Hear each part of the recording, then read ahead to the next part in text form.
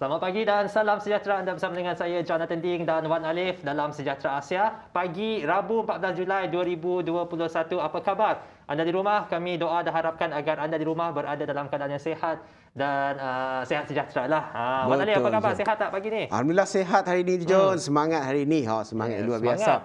Sebab apa semangat dia John? Pagi-pagi standby nak makan kat luar. Ayo, tidak boleh lah.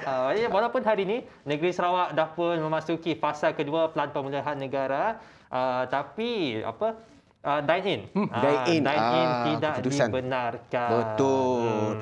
Kira ditarik balik lah John. Ditarik balik. Hari banyak saya tengok warganet semua dah standby, dah ready. Betul. Nak order macam mana teh tarik satu, roti canai satu, tapi semuanya Sebab macam ramai yang cakap macam dah lupa macam mana nak order satu.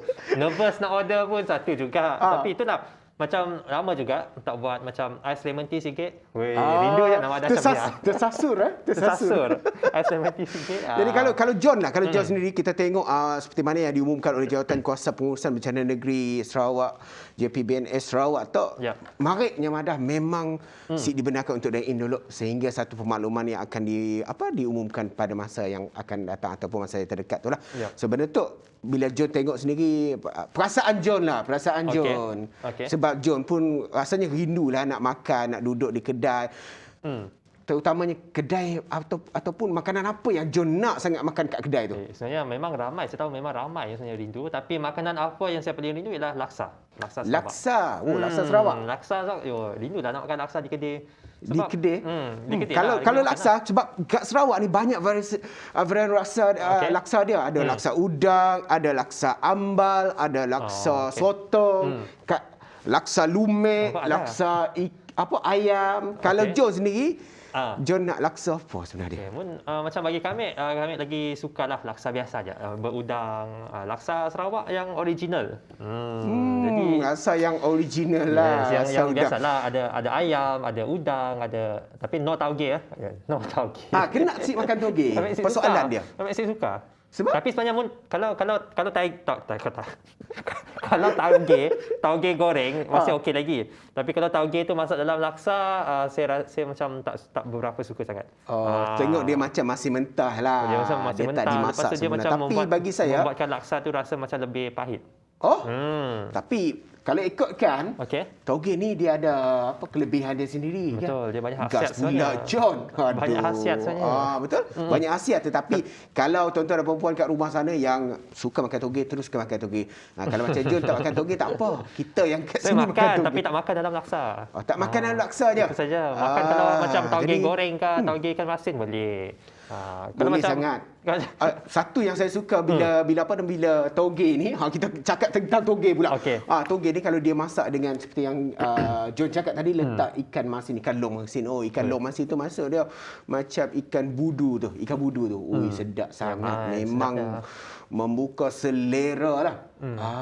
Jadi apa-apa pun jangan cakaplah orang panggil kiri kanan pun dah tak hirau lah. Macam Wan Ali sendiri, kalau macam dah dibenarkan dine in lah, apa makanan yang dicari-cari ataupun dirindui? Kalau saya sendiri, dibenarkan dine in hari ni, jam 6 dah standby depan kedai tu. Sebab banyak makanan yang nak didamkan makan kat kedai. Sebab rasa kalau kita nak tapau bawa balik rumah, dia punya apa kata orang dia? Dia punya rasa feel dia tak sama. Kurang sikit. Tapi apa-apa pun keputusan yang diambil oleh Jawatan Kuasa Pengurusan Bencana Negeri Sarawak itu adalah yang terbaik, yang khas untuk semua rakyat Sarawak tu, terutama rakyat Sarawak, agar mereka tetap sihat dan selamat. Walaupun apa-apa pun keputusan boleh dikatakan secara last minute, tetapi ianya adalah untuk kepentingan bersama. Bukan kepentingan individu, bukan kepentingan untuk diri sendiri, tapi untuk kepentingan bersama. Betul tak? Betul. Tapi masuk fasa kedua juga Pelan Pemulihan Negara ini, banyak juga perniagaan yang boleh buka. Betul. Antaranya kedai cuci kereta, kedai potong rambut. Penting. Kedai biasanya kat shopping mall saya rasa buka. Tapi kedai baju, kedai elektronik, kedai furniture dan sebagainya boleh buka. Tapi kedai perabot. Tapi itulah SOP jangan lupa harus dipatuhi. Betul. Dan sebab itu sangat-sangat penting untuk kita sekarang. Ya, cakap tentang SOP ni John. okey. Vaksin. Bila Okey, kita yes. vaksin John dah lengkap dua. Dah Ui, lengkap. best. Syukur dah lengkap. Untunglah. Mualim dah. 23 ni dua. 2 satu lah. Satu dos sudah lah. Satu dos sudah. Untuk dos yang kedua 23 hari bulan. Oh, 23 hari bulan. Oh, tak lama saya lagi lah. Minggu depan. Dia semangat sebab tu cakap 23 dua. Oh. Okey, bercakap tentang vaksin ni, vaksin Sinovac diiktiraf di Arab Saudi. Kata Menteri di Jabatan Perdana Menteri Hal Ehwal Agama, Senator Datuk Seri Dr. Zulkifli Muhammad Al-Bakri, ini berita baik buat umat Islam di Malaysia yang berniat untuk menunaikan ibadah haji dan umrah pada masa yang akan datang. Ya. Juga seperti mana yang diumumkan oleh Kerajaan Arab Saudi di mana memasukkan vaksin Sinovac di dalam senarai yang diterima untuk memasuki negara tersebut. Dan dengan perkembangan ini ada 6 vaksin, John. Ya. 6 vaksin yang diluluskan oleh Arab Saudi iaitu Pfizer-BioNTech, Moderna, AstraZeneca, Jesus, Sinopharm dan Sinovac. Ada 6. Ya. Wow. So jadi yang tu memang satu berita baiklah. Dan sebelum ini Kerajaan Arab Saudi pernah madah menerima vaksin jenis Pfizer dan AstraZeneca sahaja layak masuk. Tetapi semalam dah diumum Sinovac boleh masuk untuk menunaikan haji. Alhamdulillah. Terima kasih jenis vaksin. Betul. 6. Jadi Dah ada 6 dah. Kira semua vaksin yang diberikan di Malaysia ini semua dibenarkan untuk ke Saudi Arabia. Betul. Untuk menunaikan umrah ataupun haji ataupun untuk melawatlah negara Saudi Arabia. Ya, betul. Jadi yang ada peluang, ada rezeki tahun hadapan. Terima kasih. Doa-doa jugalah kami. Betul. Saya untuk sampai juga kat sana nanti, insya-Allah. Dan semalam juga, John, betul. Malaysia berduka cita dan satu berita yang sangat-sangat menyedihkan kita, di mana ayah kepada usahawan dan juga pendakwah terkenal Abid Leo meninggal dunia. Dan atau nama sebenar dia Abid Irwan Ibrahim Liu berkata dia reda dengan pemergian Allahyarham dan mendoakan kesejahteraan. Dan dapat dipetik daripada Facebook Ustaz Abid Liu sendiri, beliau berkata innalillahi wa inna ilaihi rajiun. Bapa saya yang tercinta baru sahaja meninggal dunia. Yang ya Allah, beratnya rasa ujian ini. I love you Papa. Dan ini telah dimuatnai oleh Ustaz Abid Leo sendiri di dalam Facebooknya dan berkongsikan rasa sedih dan duka cita, dan semuanya mendapat perhatian rakyat Malaysia yang turut merasa sedih dan duka cita atas pemergian ayah beliau. Dan sama-sama kita sedekahkan Al-Fatihah buat Allahyarham, semoga rohnya dicucuri rahmat dan ditempatkan bersama golongan yang beriman.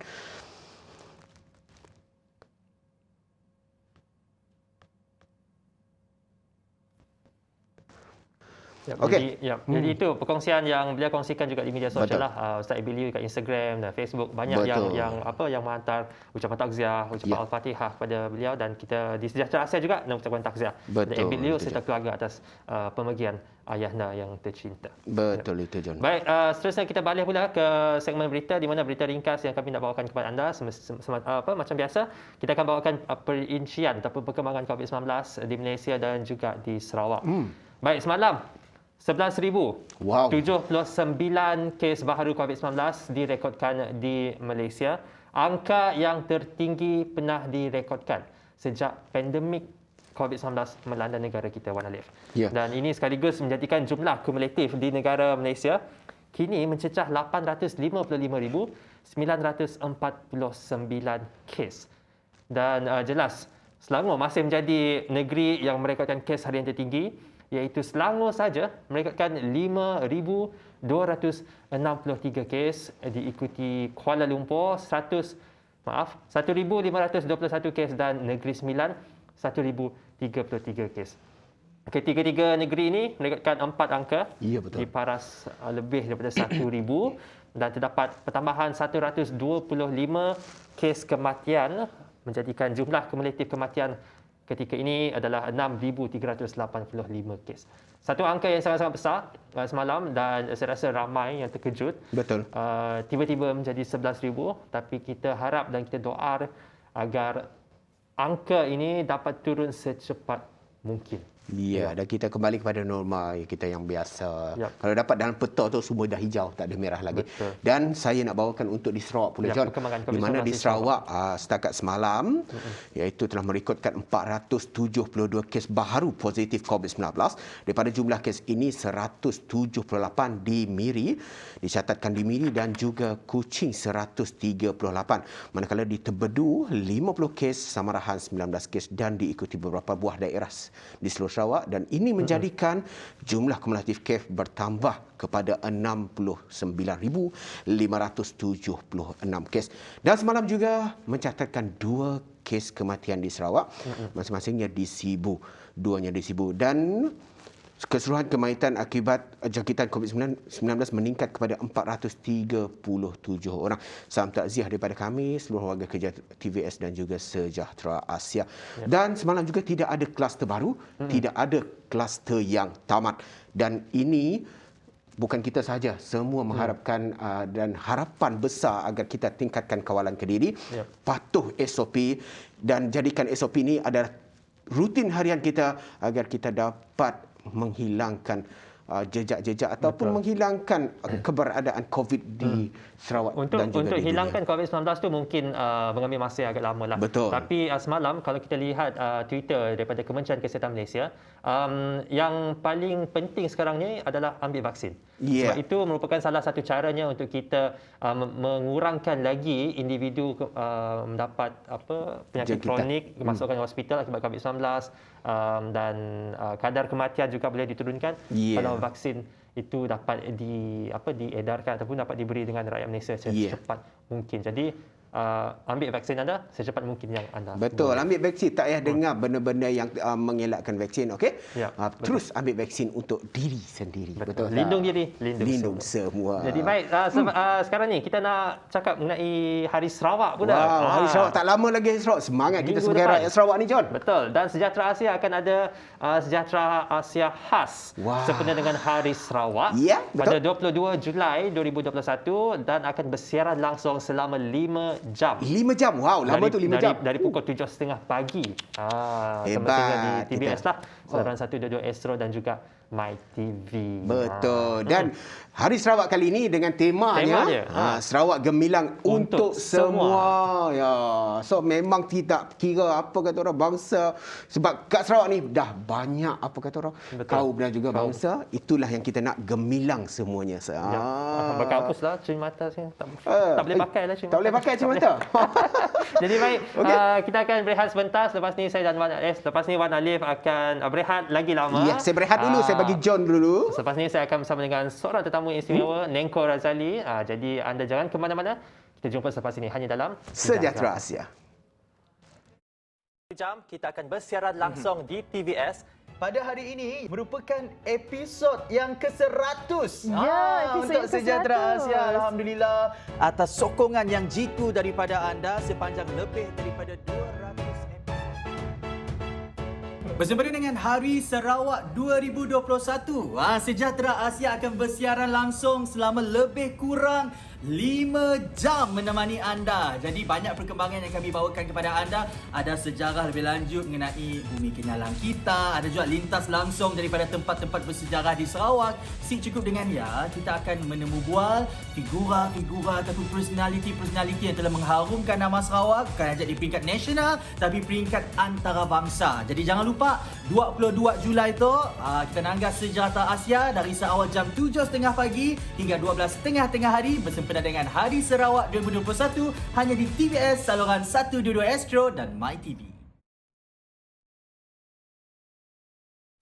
Erti perjuangan masa lalu kini dan masa depan berdampingan sebagai bangsa merdeka, budiman di mata dunia. Semesta bergema, suarakan syair pelbagai budaya, pelbagai bangsa membina saksama.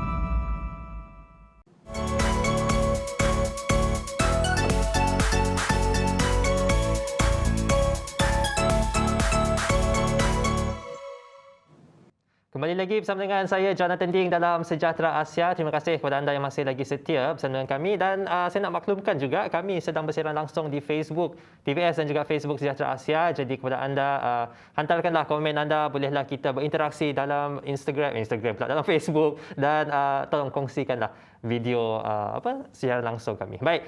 Pagi ini saya akan bersama dengan seorang tetamu yang saya cukup berbesar hati beliau bersama dengan kami. Dan tapi sebelum, kalau anda nak tahu siapakah yang bersama dengan saya pada pagi ini, jom kita saksikan dulu VT ini.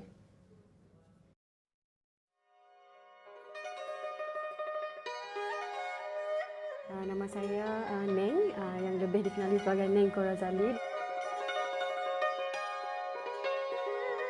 Neng Corazali adalah trademark actually for my own brand, berbangsa mix, di mana ibu saya adalah Chinese dan bapa saya adalah Malay Bugis.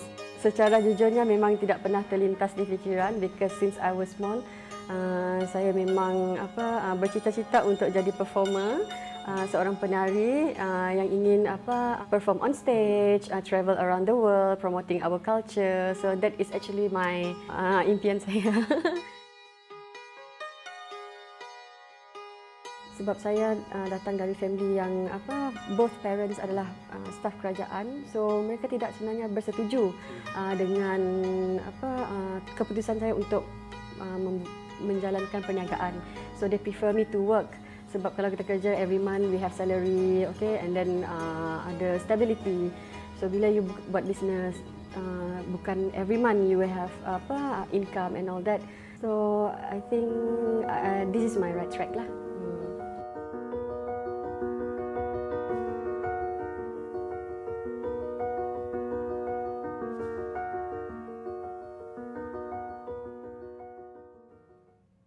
Itulah tadi pengenalan tetamu kita pada pagi ini, seorang nama yang tak asing lagi, seorang pereka fashion tempatan.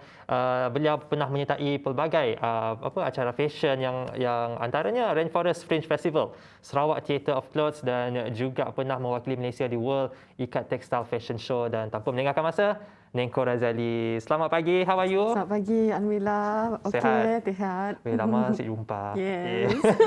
Jadi, Neng, okeylah, kita nak tahu juga lah, mungkin boleh kongsikan pada penonton kita apa perkembangan terbaru sekarang?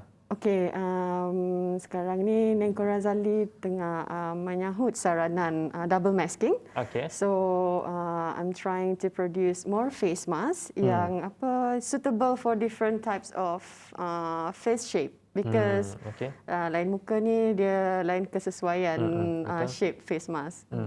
Jadi sekarang ialah banyak juga pereka fashion yang lain juga menghasilkan face mask dan Neng juga tidak terlepas jugalah. Dan yang saya pakai pagi ni, yang kita dua pakai pagi ni lah daripada Neng Corazali. Jadi adakah ini untuk dijual sekarang? Yes, actually the one that you're wearing now is it comes in a set. It comes in a set where the face mask matches the necktie. Oh, jadi memang ini khas untuk lelaki lah. Yes, so that's why you can see there are the lines to enhance your jawline. Memang line ni ada dia punya function lah. Yes. Function lah this line. Okay. Wah, tengok. Because if you can see the difference between us kan, my face mask ni nampak macam a bit besar. Okay. So compared to yours, so your face akan nampak sharp. Okey. Jadi kepada anda yang nak muka tajam tu, runcing tu, bolehlah beli mask daripada Neng Corazali. Baik, jadi Neng, kita tahu juga COVID-19. Saya tahu ramai sebenarnya yang terkesan, yang agak mencabar. It's a tough times now. Macam bagaimana pula dengan Neng? Okey, sebagai usahawan kita kena adapt with our current situation. Okay. Sebab every day is like a new surprise, you know. Banyak benda yang berlaku di luar jangka. Yep. So as an entrepreneur, saya try my best to berhati-hati dengan risk. I still take risk, but I am more careful about it lah. Yep. So and then bila MCO happen, we are not allowed to go out, and then macam, you know, in business threat, macam banyak benda terganggu. So I thought macam I don't have a website to sell my products. So I use since pandemic, I jual my products in Shopee platform. Oh, So okay. with that, the business still jalan, but I can reduce physical contact and then macam banyak benda yang macam I tak perlu nak keluar untuk beli and all. Ya, jadi menggunakan platform e-commerce sekarang yes, yang sedia ada, dan kita tahu juga industri fashion ni banyak melibatkan acara fashion show yang melibatkan yalah fashion show di mana orang duduk, ada runway, model dan sebagainya. Tapi di musim sekarang kita tak boleh adakan kita tak boleh berkumpul ramai-ramai, tak boleh adakan event dan sebagainya. Bagaimana itu efek Okay. yourself as a designer? That is where your creativity being tested. Okay. Okay. As a creative person, okay, there's no limitation actually. If you want to have it, you kena macam creative a bit. Kalau tak boleh buat fashion show, you kena buat macam why not you create a video macam a video show just to show your collections for that season and all. Banyak ada benda-benda lain lagi lah macam social media platform. And then macam reach out to other medias lah. Okay. So dalam pandemik ini, apa yang Neng belajar? What did you learn? What you get out of it? Okay, as a person, regardless of kerjaya ke apa, Yeah. as a person, I learned that time spent with family and close friends are very important because previously I was working. I spent most of my time working, so I banyak kekurangan masa untuk spend with those important people who supported me since day one. Okay. So when COVID happened, I lebih appreciate. I realized my weakness masa tu. So I took that opportunity to become closer to them. I become macam present at the present moment. Faham. Yeah. I think itu banyak, a lot of us can relate to that. Yes. Because that's something that changes and we learn. Alright, baru-baru ni Neng ada terlibat dalam satu projek terbaru yang saya lihat dalam media sosial Neng yang dah pun berkongsi hasil yang beliau lakukan daripada unused items anymore. Yang ini berkolaborasi juga bersama dengan sebuah syarikat e-hailing untuk menghasil ataupun menciptakan produk baru daripada barang-barang terpakai untuk digunakan dan untuk diberikan kepada mungkin kanak-kanak yang kurang bernasib baik, seperti beg, untuk bahan seperti beg, pencil case dan sebagainya. Mungkin boleh kongsikan macam mana idea ini tercetus ni? Okay. Masa tu I was approached by a friend masa tengah jogging. Oh, tengah jogging. Okay. So I never thought it will be this big, you know. Masa tu macam everybody was like macam relax, you know. Yeah. Macam masih terkejut dengan COVID ni macam you don't know how to operate, you know. Bila you dah ada business pun nak buat macam mana. Ini masih masa awal-awal pandemik dulu. So Okay. I was approached in June 2020. Masa tu bila di approach tu I gave them two different options. Okay, one is I convert those delivery bags yang dah dipakai tu jadi merch yang kita boleh sell. Okay. Or we convert it into something else yang you can bagi donate to somebody yang memerlukan lah. So I'm so thankful. Grab pilih pilihan yang kedua. They said we want the second option. So that's when I started lah. So mula-mula when I was given the first delivery bag masa untuk buat research and all kan. Okay. So I carried all the bags dekat town, you know, and then that is the time when I started to macam observe the riders, mana dia lepak, mana dia tunggu, spot-spot dia orang, and masa tu I am also the user, the apps user myself. Yep. I bukan saja pakai the transport service, I buy my groceries, I buy order food. Yeah. And kan masa tu MCO tak boleh keluar rumah, so masa tu every time the rider tu sampai, dia macam happiness, you know, for me. I'm macam excited, you know, to get my food, my groceries and all. So that's when I thought macam that bag is actually not just a bag, you know. It carries rezeki orang. Yes, and value, yes, you know, value. it gives you happiness. You imagine macam budak-budak dengar bunyi ice cream. Yes. That's how I felt when they reached my house, you know. Okay. So I rasa macam can't wait to tunggu my shampoo lah, my sayur lah and all kan. So macam okay, this bag shouldn't be, Dibuang macam ni aja. dibuang, or if I nak buat something out of it, it has to be meaningful to somebody else, because for me it carries a lot, macam yalah, hope, happiness, Wow. especially during MCO. Deep message sebenarnya yang kita Yes. tak perasan. Sebenarnya beg yang digunakan oleh syarikat e-hailing ataupun syarikat penghantar makanan di belakang motosikal, kita ingat sekadar hanya membawa makanan ataupun membawa No. barang-barangan, tetapi mempunyai maksud yang sangat mendalam bagi Neng sebenarnya, dan Yes. sebenarnya bagi semua orang sebenarnya. Dan baik, kita akan berehat sebentar. Selepas ni saya akan kembali lagi dan kita nak tahu lebih lah mengenai projek terbaru Nengko Razali ni. Jangan ke mana-mana, jumpa selepas ini.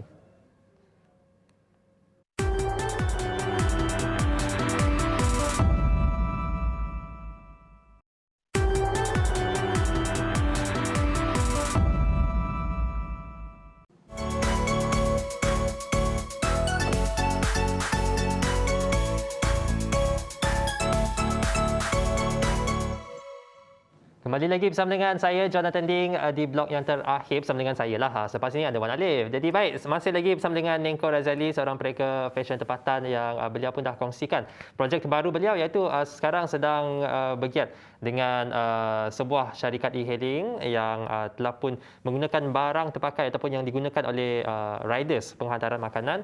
Yang di belakang mereka tu kan, yang belakang tu Yes. dipakai semula untuk menghasilkan bahan-bahan, untuk menghasilkan beg, pencil case, menjadi baru dan didermakan kepada orang yang kurang bernasib baik. Jadi, tapi Neng, kalau kita lihat dekat Facebook ni, ada yang komen lah. Azila, dia tanya dengan macam ni nak order mask tu. Mungkin boleh kongsikan kepada penonton kita, kalau mereka nak belikan mask ini, mana mereka boleh beli?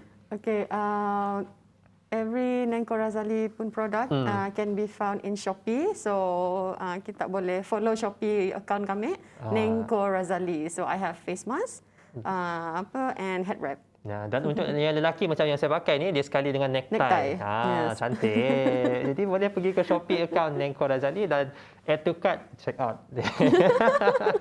Okey, Teng. Kembali lagi mengenai projek yang itu bersama dengan company e-hailing ni.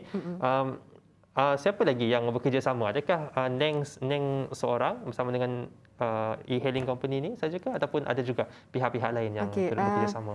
This is the first time untuk Nengko Razali collaborate with a different bigger brand actually. So I have my own team yang seamstress yang tolong untuk jahit, because bila order ni sampai dia dalam kuantiti yang banyak, so I cannot do this alone. I have seamstress and team members yang help me to convert the bag and deliver it back to them. Okay, mungkin boleh kongsikan juga cabaran yang dilalui semasa menghasilkan produk-produk ni. Macam saya cakap tadi, this is the first time untuk Nengko Razali collaborate with a big brand. So cabaran utama adalah actually space. Okay. Bila delivery bags tu sampai dalam kuantiti yang banyak, dia memakan space yang besar untuk storage, untuk proses. So because Nengko Razali sebelum ni hanya produce pakaian. Yeah. And machine yang I have pun macam machine yang cukup untuk kuantiti yang sedikit. Seamstress yang I ada pun hanya 2 orang. So bila kuantiti yang banyak, I took a bit of time untuk macam really do it with small capacity, but to produce all of this. And masa lah, masa. menggunakan masa dan dengan kuantiti yang banyak. Yes. Jadi you take more time to actually complete the task. And then this is the first time for me to produce bag galas. I tak pernah produce bag sebelum ni. Yeah. So and then it's macam a real backpack. So macam it's challenging, but I really had fun. I really enjoy the process. It took me like 1 month plus. I memang tak keluar rumah. I really invest my time on it, because macam I really love doing this. I enjoy it very much. Okey, faham. Tapi tadi Neng kongsikan bahawa pertama kali menghasilkan backpack, adakah belajar dulu sebelum buat? Macam ada tengok tutorial dekat YouTube ke? Ataupun agak-agak macam kami rasa tok dimasuk situ, kami rasa tok masuk situ, hasillah backpack macam ni ya. I am so thankful. My seamstress my seamstress yang I ada, both of them are very open to challenges. We never did this before, and I tak Google pun, tak YouTube. Masa tu just I draw because masa I observe the bag kan, macam the usable parts tu, because my mission is to go for zero waste. I tak nak buang any part of the bags because sayang. So betul. how do I fully utilize is to get the delivery bags, shrink it jadi school bag. So that's when I started macam I draw first, and then kita macam kan we have a few pieces to experiment. So we buka-buka and then macam sambung, try tengok measurement apa semua okay. So the first one tu a bit smaller, and then after that they terus okay. So the challenge is only macam machine because bila you nak buat bag, you kena ada machine bag. But I was using my clothes machine, but alhamdulillah it's okay lah. Cuma kena ganti jarum banyak kali lah. Cantik sebenarnya. Okey. Yang terakhir. One man's trash is another man's treasure. Apa harapan Neng terhadap industri fashion melalui penggunaan semula bahan-bahan yang terpakai ni? We look things in different ways actually. Dan inspirations tu selalunya datang unexpected. But I noticed that what I focus more on akan bagi I inspiration. So what I can say is maybe a creative person out there, maybe we can shift our focus into our environmental concerns. Okey, jadi itulah yang dikongsikan oleh Neng. Terima kasih Neng. Dan kepada anda yang nak melihat hasil tangan ataupun hasil kerja yang dilakukan oleh Neng yang berkolaborasi bersama dengan syarikat e-hailing ni, boleh saksikan di laman Instagram dan juga Facebook Nengko Razali. Sangat cantik. Kalau boleh beli, saya nak beli. Tapi malangnya ia didermakan kepada orang yang kurang bernasib baik yang lebih memerlukannya. Jadi sampai di sini saja saya bersama dengan anda. Selepas ini anda akan bersama dengan Wan Alif dan akan bersama dengan tetamu beliau iaitu Ustaz Haji Azmi Haji Syari, Pengurus Besar Amazing Umrah Travel Sedan Berhad Cawangan, Sabah, Sarawak. Jadi jangan ke mana-mana, jumpa selepas ini hanya dalam Sejahtera Asia.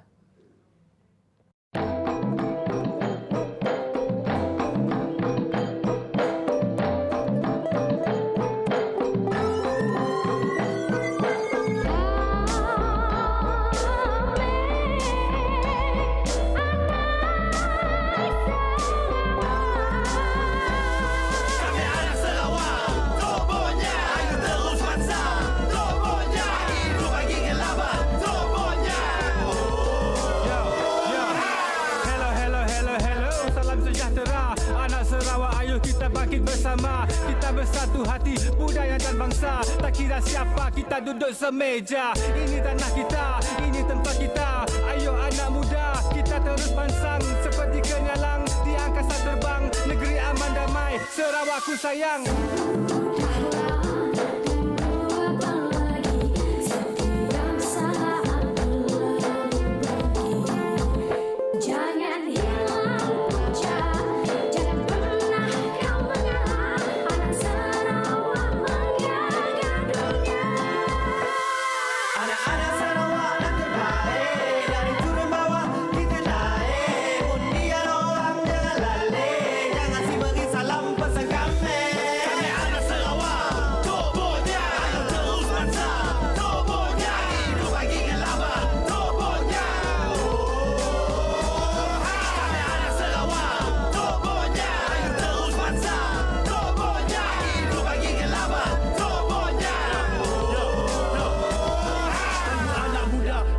Sudah tiba misi dan visi pasti kita teruskan bersama bagi kebangkitan belia negeri tercinta, ekonomi digital saranan CM kita. Satu hati, satu jiwa, satu rasa, satu bangsa, semangat anak Sarawak tidak kira di mana-mana. Ini kenyalah kebanggaan kita di mata dunia. Demi Sarawak ku serahkan segalanya. Apa yang pandai-pandai mana Sarawak, si pandai Sarawak. Sampai New York Mia kita nang bermandai. Jangan dicabar anak Sarawak.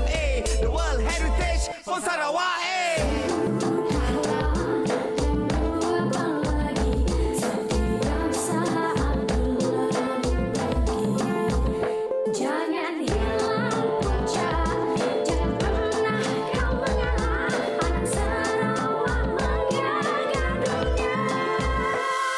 Anak-anak Sarawak nak terbaik. Dari turun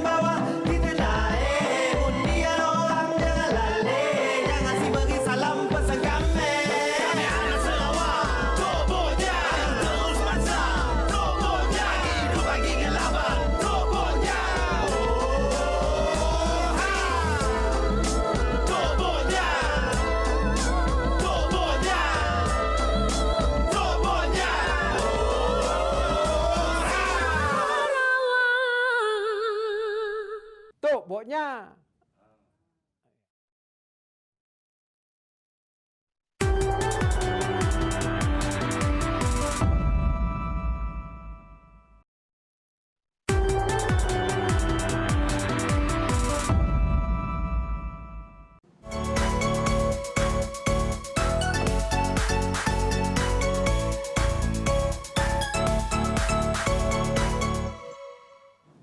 Kembali bersama saya Wan Alif dan hari ini tadi John, ni saya pula.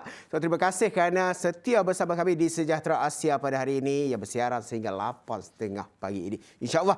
Dan hari ini kita bersama tetamu yang seterusnya iaitu yang berbahagia Ustaz Haji Azmi bin Haji Sahari, pengurus besar Amazing Umrah Travel Sdn Bhd Cawangan Sabah dan juga Sarawak. Assalamualaikum Ustaz. Waalaikumsalam warahmatullahi Khabar sihat Ustaz? Baik, alhamdulillah. Alhamdulillah. Ustaz segak bergaya muda lagi nampaknya. Terima kasih. Selalu ikut perkembangan Ustaz ni dalam laman sosialnya, selalu bagi ceramah dan sebagainya lah. Jadi hari ini kita akan mengupas satu topik iaitu tajuk iktibar dan juga keistimewaan Aidiladha dalam pandemik COVID-19. Jadi macam ni sebenarnya iktibar dan juga apa yang istimewanya Aidiladha kali ini sebab raya dah nak dekat, betul tak Ustaz? Ya. Bila raya dah nak dekat tu kita bicara tentang Aidiladha, bicara tentang pengorbanan itu sendiri. Dan hari ini kita sangat bertuah di Sejahtera Asia bersama Ustaz hari ini. Jadi Ustaz nak tanya sedikitlah bagaimana sebenarnya tentang apa yang dikatakan istimewanya Aidiladha dalam pandemik COVID-19 Ustaz. Dia begini sebenarnya. Bagi kita bila mana satu benda tu kita nak rasa istimewa, dia rasa. Rasa ni dia akan datang bila kita ada ilmu. Betul. Dan kita amalkan dia baru dapat rasa. Ya. Betul, Ustaz. Macam kita tengok harimau dan sebagainya, kenapa kita boleh takut harimau? Bila kita kucing lalu, kita tak takut langsung dengan kucing. Sebab rasa takut tu tak datang bila kita tengok kucing sebab kita kenal itu kucing. Betul. Jadi begitu juga, nak rasakan istimewa tentang haji, kita kena tahu sejarah dia. Bahawa kita dapat menghayati, kita merasai bahawa ibadah haji ataupun Hari Raya Aidiladha itu satu benda yang istimewa. Betul. Dia sebenarnya secara ringkas untuk kita sembang begini. Betul. Asal-usul dia, bila mana Malaikat Jibril ni, dia menimbulkan satu prasangka, mengatakan bahawa Nabi Ibrahim ni dia beribadah bukan kerana Allah. Nampak dia beribadah ni kerana kekayaan. Memang Nabi Allah Ibrahim, Nabi di waktu dia paling kaya. Digambarkan dalam Sirah Nubuwah atau kitab Durrah An-Nasin, kekayaan Nabi Allah Ibrahim ni dia mempunyai ratusan ribu ekor kambing. Ratus ribu. Tapi itu belum nampak kaya dia lagi, Wan. Ya. Kekayaan dia pula yang dikatakan ratusan ribu kambing, ekor kambing ni, ada 12,000 ekor anjing yang menjaga kambing. Bayangkan, yang menjaga kambing saja anjing 12,000 ekor. Itu belum nampak kaya lagi. Di mana kekayaan Nabi Ibrahim, setiap seekor daripada 12,000 ekor anjing, semua dipakaikan rantai emas. Bayangkan. Anjing saja yang 12,000, yang menjaga kambing ratus ribu. Jadi yang memakai anjing yang menjaga kambing itu memakai rantai emas, semua 12,000. Itu kekayaan. Jadi Malaikat Jibril kata, patutlah Nabi Allah Ibrahim ini beribadah hebat banyak sebab dia kaya. Allah kata kepada Malaikat Jibril, kalau kamu mempersoalkan bahawa Nabi Ibrahim itu beribadah kerana harta kekayaan, kau turun ke bumi, uji dia. Uji. Betul. Jadi Malaikat Jibril turun ke bumi menyerupai manusia. Dia tak boleh menyerupai dia besar. Malaikat Jibril ni kalau dia turun ke bumi, kaki dia sendiri, kalau pijak pun, orang kata habis tenggelam. Jadi besarnya, kalau air lautan dicurah atas Malaikat Jibril ni kepala, setitik air pun tak jatuh. Seluruh air lautan di atas muka bumi ni, dicurah atas kepala dia, setitik pun tak jatuh. Buaya pun sangkut. Jadi di sudut itu, Malaikat Jibril turun ke bumi bertemu dengan Nabi Ibrahim. Nak nguji dia lah, menyamar sebagai manusia. Pertama dia menjadi sebagai seorang yang miskin. Dia kata, wahai Ibrahim, aku dah berapa hari tak makan. Boleh tak kau bagi aku seekor kambing? Aku tak ada duit. Nak beli, memang aku tak ada duit. Boleh tak kau bagi aku seekor kambing? Aku nak minta. Jadi Malaikat Jibril ni menyamar sebagai manusia nak menguji. Sebab dikata Nabi Ibrahim beribadah kerana harta kekayaan. Kambing dia banyak. Jadi bila Malaikat Jibril menyerupai manusia, wahai Ibrahim, boleh tak bagi aku? Aku bukan nak beli, aku tak ada duit. Seekor kambing. Kata Nabi Allah Ibrahim, ambil 10 ekor. Terkejut Malaikat Jibril. Wahai Ibrahim, aku minta seekor. Bukan 10 ekor, ambil 100 ekor. Kata Malaikat Jibril, wahai Ibrahim, aku bukan minta 100 ekor. Aku minta seekor saja. Ambil semua kambing aku. Aku para Nabi, kalau aku bagi, aku tak ambil balik. Masalah besar malaikat Jibril nak naik ke langit bawa kambing. Di situ itu Allah tanya, wahai Jibril, kau kata apa? Kau kata kerana harta kekayaan. Kau minta seekor, dia bagi semua. Nampak? Betul. Jadi terdetik lagi, ini nak jadikan waja'alna likulli syai'in sababah. Sebab saja, Fik. Hewan Ya. Ini dipanggil sebab. Macam orang mati. Kenapa mati? Kena langgar lori. Asbab Kenapa dia orang dah- mati? Asbab saja. Asbab sahaja. Sedangkan memang ajal dia dah sampai. Kerana apa? Sakit jantung. Kerana kencing manis. Tapi memang dah sampai ajal. Ya. Jadi nak jadikan sejarah ini sebab saja. Jadi malaikat Jibril masih terdetik. Oh, bukan kerana kekayaan tetapi kerana anak. Sebab Nabi Allah Ibrahim ni, dia dapat Ismail umur 88. Dia berkahwin dengan Siti Sarah, lambat dapat anak. Jadi berkahwin dengan Siti Hajar, lahir Ismail. Ketika itu umur Nabi Allah Ibrahim 88. Jadi bila lahir anak, jadi malaikat Jibril kata, oh dia beribadah kerana anak kesayangan dia pula. Tadi kerana harta. Jadi dia kata kerana anak kesayangan. Bila dia kata begitu anak kesayangan, maka diuji dia. Disuruh bahawa Allah perintahkan Nabi Ibrahim membawa Siti Hajar dan Nabi Allah Ismail menaiki seekor unta, di mana unta itu berhenti, di situ ditinggalkan. Daripada Palestin, unta itu berhenti betul-betul di Mekah, di mana terbinanya Kaabah. Lepas tu sampai kat situ secara ringkas. Ya. Dan kata Nabi Allah Ibrahim, Allah memerintahkan aku patah balik di Palestin. 40 hari, 40 malam. Jadi Siti Hajar dengan Ismail ditinggalkan begitu. Jadi bila mana masa itu Mekah kering kontang, gersang, tak ada sebatang pokok, tak ada setitik air pun. Jadi di waktu itulah Siti Hajar melihat Ismail menangis kehausan dan dia punya susu badan kekeringan. Dia letakkan Nabi Allah Ismail, kemudian dia mencari air, patah balik tengok Ismail takut dimakan oleh binatang buas dan sebagainya, cari lagi air, ulang alik beberapa kali dengan izin Tuhan. Ada kaul mengatakan hentakkan kaki Nabi Allah Ismail, maka terpancarlah air. Jadi bila mana Siti Hajar ulang alik yang kita buat sa'i sekarang. Ya, betul. Daripada Safa wal Marwah. Itu sejarah Siti Hajar mencari air. Bila patah balik, hentakkan kaki Nabi Allah Ismail tu memancarkan air yang keluar dalam keadaan berterabur. Bila Siti Hajar melihat air itu berterabur, terkeluar daripada mulut Siti Hajar zamzami. Zamzami, bahasa Arab mengatakan zamzami itu berkumpul, jangan berterabur. Sebab itu air di Mekah namanya Zamzam. Kalau Siti Hajar, Wan, dia menjerit nampak air itu 100 plus, maka di Mekah nama 100 plus. Ini sejarah dia. Kalau dia menjerit, dia, tertarik. Jadi air yang di Mekah nama tertarik. Tertarik, betul. Tapi dia tak sebut itulah. Dia sebut Zamzam. Zamzam. Ya, betul. Jadi ini sejarah.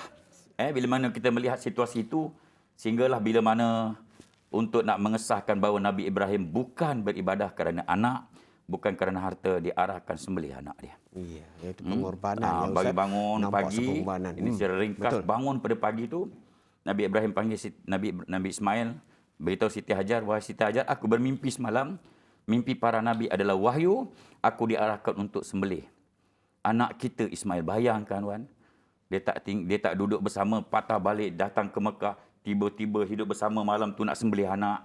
Saya kata benda ni bukan senang. Betul. Jadi Siti Hajar jawab apa?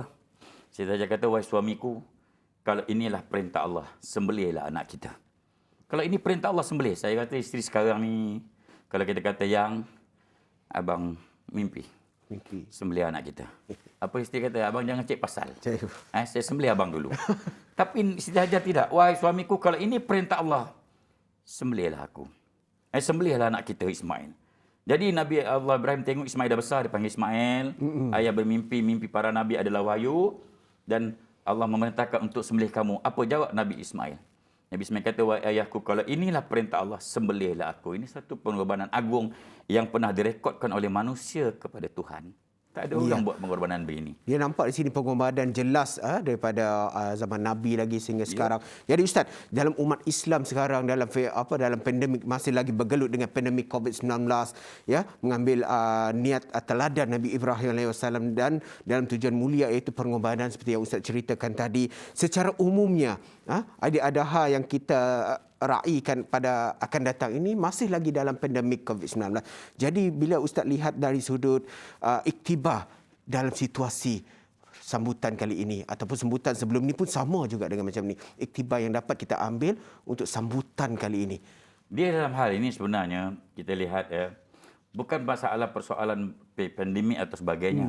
Sebab korban ini bukan korban daging itu yang utama. Ini satu sindiran Tuhan yang mana Allah nak bahawa kita ketakwaan itu sendiri.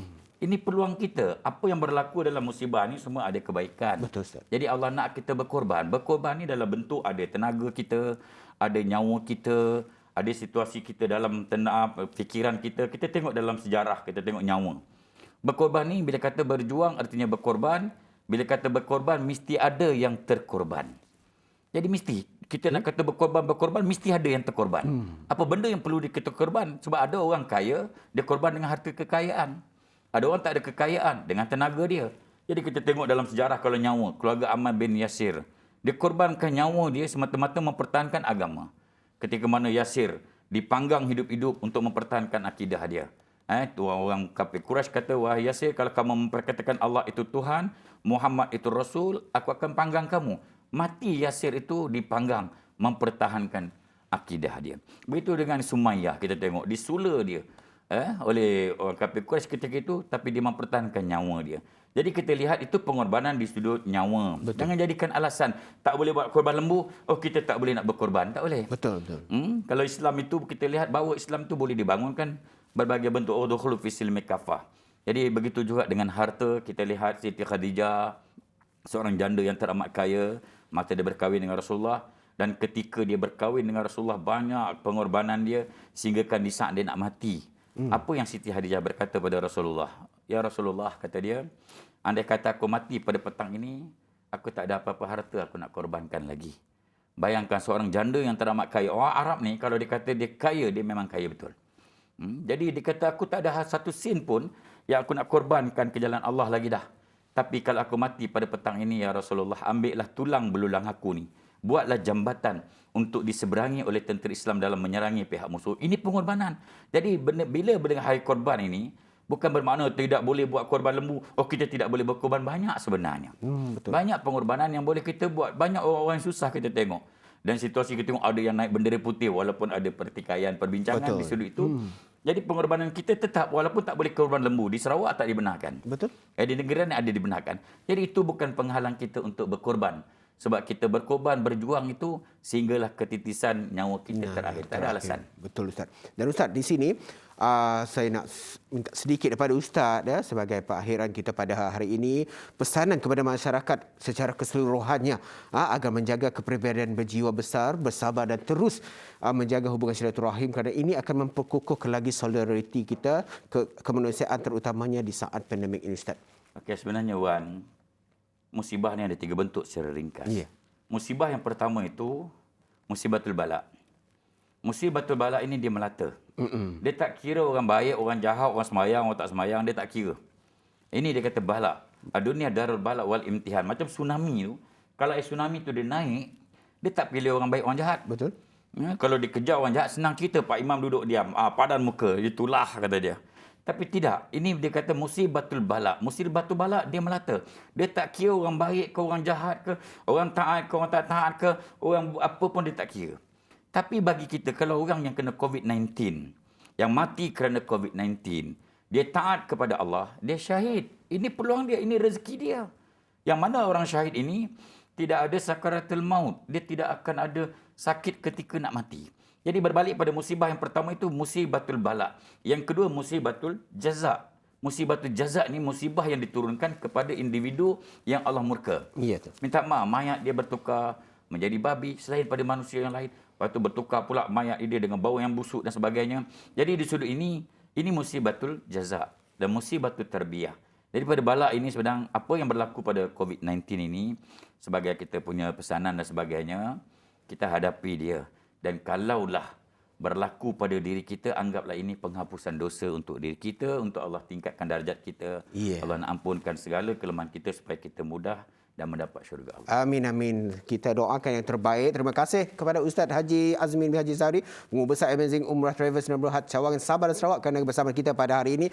Alhamdulillah, semoga kita berjumpa lagi insya-Allah pada hari yang lain, masa yang lain. Dan jangan lupa tetap bersama kami di Sejahtera Asia. Dan paling penting ada pantunnya. Sungguh indah bunga lailang, bunga raya indahnya. Aura bersama Sarawak gemilang, harmoni untuk kita semua. Sekian dulu daripada saya, Wan Alif, untuk Sejahtera Asia pada hari ini. Kembali pada keesokan harinya. Daripada inovasi, kita cetuskan inspirasi.